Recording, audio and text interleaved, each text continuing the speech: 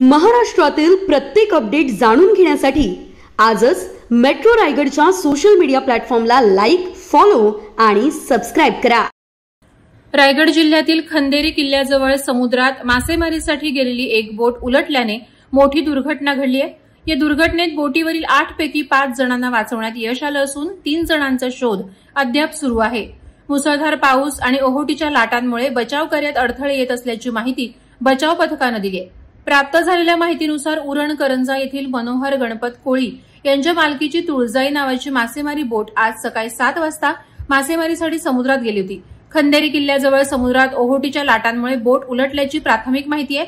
या बोटीत एकूण 8 जण होते। दुर्घटनेनंतर 5 जणांनी पोहून किनाऱ्यावर येऊन प्रशासनाला माहिती दिली।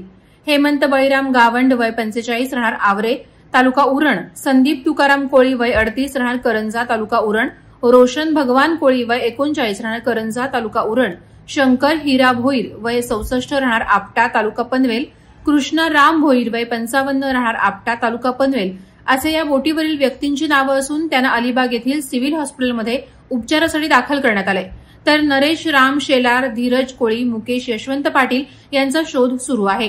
प्रशासनानं तातडीनं बचाव कार्य सुरू केलं असून ड्रोनच्या मदतीनं किनाऱ्याजवळ बेपत्ता व्यक्तींचा शोध घेतला जात आहे।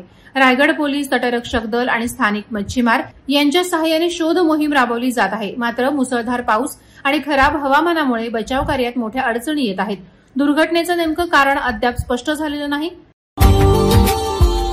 Subscribe now and press the bell icon.